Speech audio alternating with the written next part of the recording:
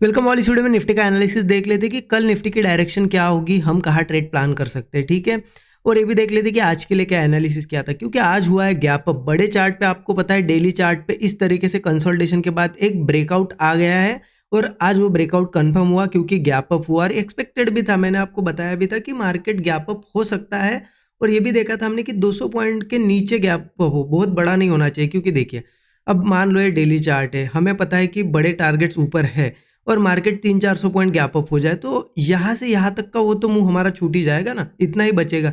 इसलिए छोटा gap up आज जरूरी था और आज मार्केट ने वही किया, लगभग 200 पॉइंट के अंदर का गैप अप हुआ। अब गैप अप के बाद हमारा इंट्राडे के लिए एनालिसिस क्या था, इंट्राडे के लिए क्लियर था हमारा कि गैप अप के बाद रिट्रेसमेंट आए तो अच्छा होगा। रिट्रेसमेंट के बाद जहाँ होल्ड करके मार्केट ब्रेकआउट जैसा दिखाएगा हम कॉल लेंगे। तो उस हिसाब से देखा जाए तो आज वैसा ट्रेड भी बना। मार्केट ओपन हुआ, ओपनिंग के बाद नीचे आया, एक दो कैंडल बड़ी बनी, उसके बाद कंसोलिडेशन भी हुआ। यहाँ पे इस तरीके से एक ब्रेकआउट मिला इस कैंडल पे। आपने अगर यहाँ के स्टॉप लॉस लगा के ट्रेड भी लिया होगा तो एक मूव भी मिला। कहाँ तक का मिला, जो मॉर्निंग की कैंडल का हाई था वहाँ तक का एक मूव मिला और फिर मार्केट थोड़ा साइडवेज होके क्लोज हुआ। देखिए, मैंने ट्रेड कहाँ प्लान किया था, मैंने इंट्राडे का जो ट्रेड था तो यही थर्ड कैंडल पे ही प्लान किया और जो कि मैंने स्टूडेंट ग्रुप में भी शेयर किया था। ये दो कैंडल मैंने बनने दी, थर्ड कैंडल बनने की थी, यहाँ पे बन रही थी जस्ट, तभी मैंने शेयर किया था कि यहाँ से बुलिश मूव एक्सपेक्टेड है। और ट्रेड लेने के बाद कुछ देर मार्केट यहाँ पे छोटा मोटा लॉस भी दिखा रहा था क्योंकि साइडवेज हुआ था, डीके हो रहा था और मार्केट यहाँ से ऊपर चला गया हाई तक, तो प्रॉफिट भी दिखा। लेकिन देखिए, बहुत बड़ा प्रॉफिट नहीं दिखा क्योंकि मूव कैसा था, बहुत ही स्लो था। ठीक है, फिर लेकिन देखिए, मैंने आज के दिन यहाँ पे प्रॉफिट नहीं बुक किया, मैंने पोजीशंस होल्ड की है। ये पोजीशन क्यों होल्ड की है, क्योंकि इसकी वजह से, ये डेली चार्ट की वजह से, जो कि मैं यहाँ पे बहुत दिनों से डिस्कस भी कर रहा हूँ कि निफ्टी का ये ऑल टाइम हाई था। उसके बाद बैंक निफ्टी ने नए हाइज लगा भी दिए, लेकिन निफ्टी अब तक इस लेवल तक आया ही नहीं, ये नीचे ट्रेड कर रहा है। तो ये टेस्ट करना, लेवल टेस्ट करना बाकी है, यहाँ से ऊपर भी जा सकता है। और इस साइडवेज जोन में जब मार्केट ये रेंज बाउंड हुआ था, यहाँ पे हम वही देख रहे थे कि किस दिन ब्रेकआउट मिलता है। तो जिस दिन का हम इंतज़ार कर रहे थे वो दिन आ गया, तो हमारा काम बनता है कि उस तरीके से पोजीशन भी बनाना। देखिए, मार्केट यहाँ पे रेंज बना रहा था, इस दिन यहाँ पे रेजिस्टेंस पे क्लोज था। आज इसी कैंडल के, मतलब आज ओपनिंग से ही गैप अप दे के मार्केट ने ब्रेकआउट दे दिया। इस वजह से मैंने क्वांटिटीज़ यहाँ पे होल्ड की है। बट देखिए, ऐसा नहीं कि मुझे यहाँ पे अगर मान लो मार्केट कल यहाँ से अगर नीचे आ भी जाता है, मैंने यहाँ पे क्वांटिटीज़ होल्ड कर ली। चलो 5 मिनट चार्ट पे, 15 मिनट चार्ट पे समझ लेते हैं। ठीक है, क्योंकि यहाँ पे आपको क्लियर समझ में आएगा कि एग्जैक्टली करना क्या है। अब यहाँ अगर मैंने पोजीशंस होल्ड की है, ठीक है, तो अगर कल या परसों मार्केट नीचे भी रहता है तो क्या मुझे लॉस होगा? नहीं होगा। क्यों नहीं होगा? क्योंकि मैंने यहाँ पे अगली एक्सपायरी, मतलब जो एक्सपायरी आने वाली है 12 मई को, उस 12 जून को, वो नहीं लिया है। ठीक है, उससे नेक्स्ट एक्सपायरी ली है। क्योंकि देखिए क्या होता है ना कि टाइम भी मार्केट को देना पड़ता है। अब इस एक्सपायरी में कितने दिन बाकी है? 2 दिन बाकी है। अगर हम इसी सेम एक्सपायरी का अगर प्लान करते हो, मान लो मार्केट 1 या 2 दिन यहीं पे रह जाता, तो क्या होता है, डीके की वजह से हमारे ऑप्शंस वैसे भी डीके हो जाते, कम हो जाती प्राइस, और जो भी होल्ड है हमारी पोजीशन वो लॉस दिखाने लगती है या फिर लॉस में क्लोज करनी पड़ती है। इसलिए मैंने थोड़ी अगली नेक्स्ट एक्सपायरीज ली है, सो दैट हमें टाइम मिले। मार्केट अगर 1-2 दिन टाइम स्पेंड करके भी ऊपर जाता है तो भी मुझे प्रॉफिट ही होगा। और देखिए, मैं पोजीशंस हमेशा ऐसी प्लान करता हूँ, अगर कोई पोजीशन होल्ड करनी है, ठीक है, तो कि वो पोजीशन जीरो भी हो जाए तो मुझे ज़्यादा फर्क नहीं पड़ना चाहिए। तो फर्क कब नहीं पड़ेगा? हम कम क्वांटिटी लेंगे, मतलब जितना हम बियर कर सकते हैं लॉस, उतनी ही क्वांटिटी ले। ठीक है, तो ये भी मैंने शेयर कर दिया था स्टूडेंट ग्रुप में भी कि मैंने कौन सी एक्सपायरी ली है। ठीक है, कौन सी एक्सपायरी की क्वांटिटीज़ होल्ड की है। अब देखिए, प्लान क्या रहेगा मेरा आगे का। मेरा डेली चार्ट पे अगर लॉन्ग टर्म में बताऊँ, मेरा प्लान वही रहेगा कि जैसे जैसे मार्केट अब ऊपर ऊपर, अगर मेरे व्यू के हिसाब से ऊपर ऊपर आता रहेगा, तो मैं क्वांटिटीज़ ऐड करता रहूँगा डे बाय डे, जब तक कि ये मेरा टारगेट नहीं आता। पिरामिडिंग करके करते यहाँ पे एक अच्छा टारगेट हम लेने की कोशिश करेंगे। मैं आपको डेली बताऊंगा मैंने कब होल्ड किया, कब नहीं किया। ठीक है, अब इंट्राडे के लिए क्या प्लान रहेगा हमारा? देखिए, 15 मिनट चार्ट पे चलते हैं। इंट्राडे के लिए मेरा वही प्लान रहेगा कि मार्केट, देखिए, जैसे कि डेली चार्ट पे आपको पता है ये ब्रेकआउट आ गया है, राइट। ये ब्रेकआउट चाहे तो मैं मार्क कर देता हूँ, इसको थोड़ा आपको समझ में आए। ये है ब्रेकआउट और आज हुआ है गैप अप। अब देखिए, मार्केट क्या करता है, बहुत बार ऐसा अगर ब्रेकआउट हो तो एक बार रिटेस्ट करने आता है, लेकिन कब आता है? जब मार्केट नॉर्मल चल रहा हो। ठीक है, अब ऑलरेडी मार्केट ने यहाँ बहुत ही दिन टाइम स्पेंड किया है, तो मुझे नहीं लगता कि मार्केट रिटेस्ट करने आके एक बार एंट्री के लिए चांस देगा लोगों को। ये गैप अप करते करते ही ऊपर जा सकता है, ठीक है। तो उसी हिसाब से मैंने क्वांटिटीज होल्ड की है।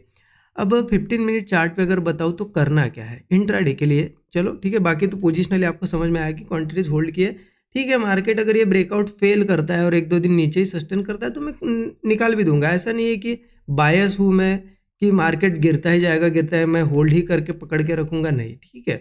अपना व्यू क्या है कि चलो ब्रेकआउट हो गया, यहाँ से जाना चाहिए, नहीं गया, मान लो यहाँ पे ब्रेकआउट फेल हो गया और 1-2 दिन नीचे ट्रेड कर रहा है तो समझ लेना कि फेल हो गया है, फिर निकल भी जाएंगे हम, जो भी लॉस मिलेगा उसमें ले लेंगे, राइट। अब इंट्राडे के हिसाब से देखा जाए ना तो ओपनिंग इंपॉर्टेंट है। वैसे तो मेरे हिसाब से गैप अप ओपनिंग हो सकती है मार्केट में, फिर भी अगर मान लो गैप डाउन हुआ ही ओपन, तो मार्केट में क्या करना चाहिए हमें। देखिए गैप डाउन के बाद भी क्या हुआ है ना कि यहाँ से ब्रेकआउट आया, राइट। मार्केट यहाँ पे, अब लोग सोच रहे थे कि ब्रेकआउट आने के बाद ट्रेड प्लान करें, लेकिन उनको सीधा ये प्राइस दिख गई, बीच में कहीं मार्केट दिखाई नहीं, क्योंकि गैप अप ओवरनाइट हो गया।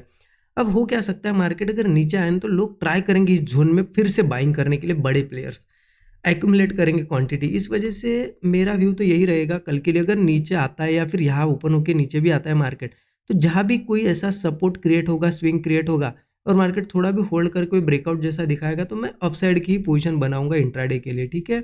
इंट्राडे के लिए अपसाइड की पोजीशन बनाऊंगा और नीचे का छोटा सा स्टॉप लॉस लगा के एक अच्छे खासे 1:3 1:4 के तो इनिशियल टारगेट होंगे, और अच्छा बड़ा मूव आता है तो वही पोजीशन हम होल्ड भी कर सकते हैं ओवरनाइट के लिए, ठीक है।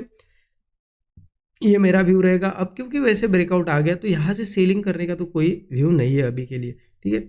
अब होता है क्या कि गैप अप हुआ तो या फ्लैट हुआ तो देखिए, वैसे तो मार्केट एक ब्रेकआउट जैसा यहाँ पे सिनेरियो क्रिएट हो भी गया है। यहाँ से अगर मैं लाइन मार्क करूँ सीधी तो देखिए रेजिस्टेंस रेजिस्टेंस रेजिस्टेंस रेजिस्टेंस और एक ब्रेकआउट जैसा दिख रहा है, मतलब ब्रेकआउट आते हुए दिख रहा है हमें। अगर यहाँ ओपन होके ब्रेकआउट करता है या फिर मान लो सीधा गैप अप ही होता है तो भी मेरा व्यू बुलिश ही रहेगा, ठीक है। गैप अप के केस में एक अच्छी चीज़ होगी कि मार्केट थोड़ा बहुत रिट्रेस करने आया तो बहुत अच्छा है, रिट्रेस करने दूंगा थोड़ा सा।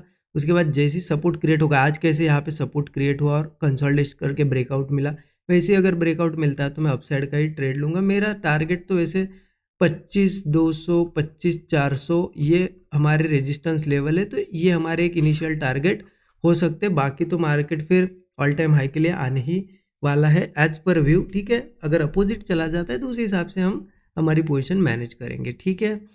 ये तो हो गया गैप डाउन के केस में भी आपको समझ में आएगा। गैप अप की केस में भी अगर मान लो यही कहीं फ्लैट ओपन होता है ना तो हो सकता है थोड़ा बहुत और नीचे चला जाए, इस लो के चलेगा। मैं सपोर्ट बनने का बस वेट करूंगा, सपोर्ट बनता है फिर पोजीशन प्लान कर लूँगा, ऐसा ब्रेकआउट एक मिल सकता है हमें, ठीक है। इस हिसाब से मेरी पोजीशन अभी बन रही है। इंट्राडे के लिए भी मैंने आपको बता दिया क्या करना है, और जो भी मैं ट्रेड लेता हूँ स्टूडेंट ग्रुप में शेयर करता हूँ, तो लर्निंग पर्पज़ से आप स्टूडेंट ग्रुप भी ज्वाइन कर सकते हो। उसके लिए आपको मेंटरशिप प्रोग्राम लेना होगा जिसमें कि पूरे बेसिक टू एडवांस सभी चीज़ें सिखाई गई है, और लर्निंग ग्रुप का एक्सेस भी आपको, स्टूडेंट ग्रुप का एक्सेस मिल जाता है, डिस्क्रिप्शन में डिटेल दी हुई है।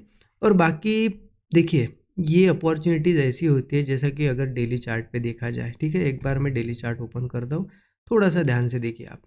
जैसा कि यहाँ से अब मार्केट ने बहुत टाइम स्पेंड कर दिया है, तो यहाँ से ये मूव मैं वो बार बार बोल रहा हूँ कि ये मूव हो सकता है बहुत ही फास्ट हो, बहुत ही फास्ट हो, 4-5 दिनों का ये खेल हो, और 4-5 दिनों में अगर 1000 से 1500 पॉइंट अगर मार्केट मूव कर जाए तो बहुत बड़ी अपॉर्चुनिटी होती है। जो आपने कैपिटल लगाया उसका 10 गुना 20 गुना भी बन जाता है कैपिटल, ठीक है।